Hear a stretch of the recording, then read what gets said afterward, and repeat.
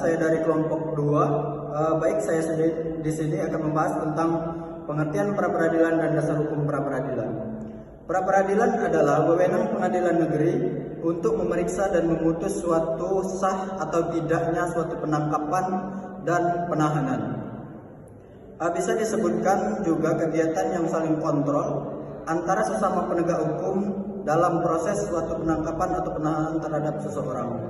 Berdasarkan pasal 1 angka 10 menjelaskan pra-peradilan adalah wewenang pengadilan negeri untuk memeriksa atau memutus menurut cara yang diatur dalam undang-undang tentang a. sah atau tidaknya suatu penangkapan atau penahanan atas permintaan tersangka, b.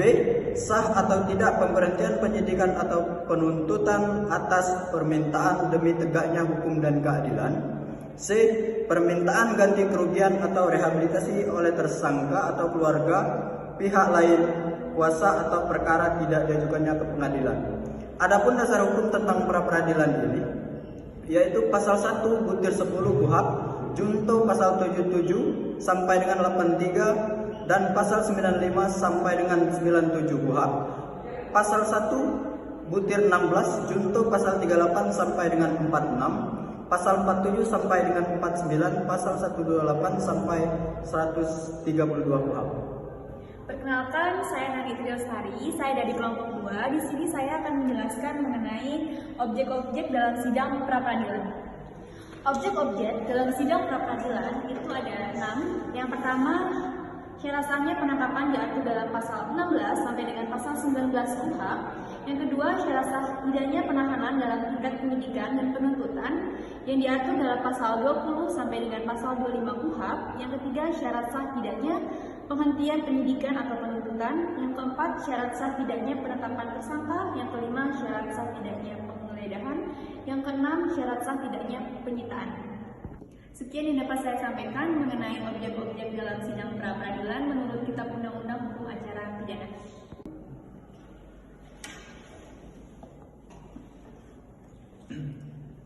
Baik, perkenalkan, nama saya Ektaris Jawi. Untuk poin berikut dari materi ini saya akan menjelaskan tentang bagaimana alur dan proses pengajuan pra-peradilan yang benar. Poin pertama yaitu mengajukan permohonan ke ketua pengadilan. Ini merupakan tahap pertama. Selanjutnya, surat permohonan di register perkara pra-peradilan. Proses ini bisa dilakukan apabila pihak panitera telah menyetujui permohonan yang telah diajukan. Poin berikutnya, ketua pengadilan langsung menunjukkan panitera dan hakim. Panitera tersendiri adalah seorang yang menjadi pejabat pengadilan. Tugas seorang panitera yaitu membantu hakim untuk membuat sebuah berita acara ketika proses persidangan berlangsung. Selanjutnya yaitu penunjuk hakim berdasarkan ketentuan undang-undang. Sebelum diadakannya sidang pra-peradilan, ketua pengadilan negeri akan langsung menunjuk seorang hakim. Penunjuk ini juga harus mengikuti ketentuan pada pasal 82 ayat 1 tentang penunjukan hakim dilakukan 3 hari setelah permohonan diterima. Selanjutnya yaitu pemeriksaan kasus oleh hakim tunggal, yaitu hakim yang dipilih oleh ketua pengadilan dalam kegiatan persidangan adalah seorang hakim tunggal. Kemudian hakim tersebut akan memeriksa kasus yang telah diberikan untuk kemudian dibawa saat sidang. Poin berikutnya, aturan untuk memeriksa kasus terkait ini yaitu gugatan harus dibuat secara tertulis dan tidak boleh salah. Poin terakhir yaitu hakim melakukan putusan paling lambat 7 hari. Sekian dari penjelasan saya tentang bagaimana proses pengajuan permohonan pra-peradilan. Perkenalkan, nama saya Marcelia Josie Gurung. Di sini saya akan membahas tentang fungsi dan wewenang pra-peradilan. Berdasarkan KUHP atau yang kita kenal sebagai Kitab Undang-Undang Hukum Acara Pidana, di sini membahas terkait fungsi dan wewenang peradilan. Dapat kita ketahui tugas dan wewenang dari masing-masing lembaga penegak hukum sehingga penting adanya keserasian dalam pelaksanaan tugas dan wewenang tersebut, termasuk dalam fungsi dan wewenang pra-peradilan. Salah satu lembaga yang dapat menjaga keserasian pelaksanaan tugas dan juga wewenang lembaga penegak hukum adalah melalui lembaga pra-peradilan. Penuntut umum atau yang kita kenal sebagai jaksa dan juga penyidik dalam kedudukan masing-masing diberikan hak untuk mengajukan permohonan pra-peradilan dalam hal untuk hal yang sependapat ataupun tidak sependapat, tindakan penghentian penyidikan ataupun penuntutan. Dalam hal ini pra-peradilan berfungsi untuk pengawasan horizontal maupun antara penyidik dan juga penuntut umum. Di samping sebagai terwujudnya adanya keadilan, di sini lembaga pra-peradilan juga menunjukkan sebagai memberikan hak kepada tersangka untuk mendapatkan ataupun mengajukan pra-peradilan. Dalam hal ini, merasa hak-haknya telah dilanggar ataupun telah tidak disepakati.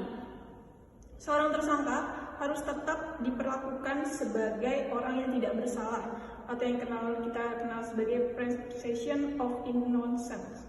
Sampai kemudian ada putusan pengadilan yang nantinya akan menjadi sebagai kekuatan untuk ketetapan hukum. Tindakan upaya paksa yang dilakukan oleh penyidik ataupun oleh penuntut umum biasanya dapat dikontrol sehingga dapat menjamin perlindungan hak asasi manusia ataupun tersangka dan juga pihak ketiga yang berkepentingan. Sekian penjelasan saya tentang tugas dan wewenang peradilan. Selanjutnya akan dibahas oleh rekan saya. Perkenalkan, nama saya Rio. Di sini saya akan membahas pihak-pihak yang berada dalam pra-peradilan.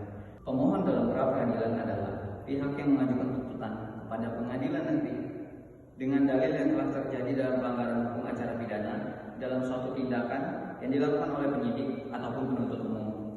Dalam KUHP mengatur siapa saja yang bertindak dalam pemohon dalam pra-peradilan. 1. Yaitu tersangka, keluarga tersangka atau kuasanya yang diatur dalam pasal 79 KUHP atau Kitab Undang-Undang Hukum Acara Pidana. Penyidik, penuntut umum, atau pihak ketiga yang berkepentingan yang diatur dalam pasal 80 Kitab Undang-Undang Hukum Acara Pidana. Dan yang ketiga, tersangka atau pihak ketiga yang berkepentingan yang diatur dalam pasal 81 Kitab Undang-Undang Hukum Acara Pidana. Dan yang keempat, tersangka yang diatur dalam pasal 1 angka 14 Kitab Undang-Undang Hukum Acara Pidana.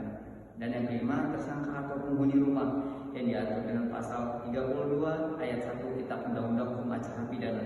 Dan ada yang keenam, tersangka atau orang yang dilakukan tindak penggeledahan yang diatur dalam pasal 32 ayat 1 Kitab Undang-Undang Hukum Acara Pidana. Dan yang terakhir, yaitu tersangka atau orang yang dari mana barang itu disita atau pemilik yang disita barangnya berdasarkan pasal 32 ayat 1 Kitab Undang-Undang Hukum Acara Pidana. Dan yang dimaksud dalam termohon dalam pra-peradilan adalah Kitab Undang-Undang Hukum Acara Pidana mengatur secara tegas siapa yang menjadi termohon dalam perkara pra-peradilan. Akan tetapi secara implisit dari bunyi ketentuan pasal KUHP 77 yang mengatur tentang wewenang peradilan, maka termohon pra-peradilan adalah pejabat yang melakukan tindakan dijadikan objek permohonan pra-peradilan, yaitu penyidikan atau penuntut umum. Sekian pembahasan dari kami tentang pra-peradilan, yang isinya yaitu pengertian dari pra-peradilan, dasar hukum pra-peradilan, objek pra-peradilan, serta pihak-pihak yang berada dalam peradilan dan wewenang pra-peradilan. Mohon maaf jika ada kesalahan dan pengucapan dalam penyampaian kami. Akhir kata saya ucapkan Assalamualaikum warahmatullahi wabarakatuh.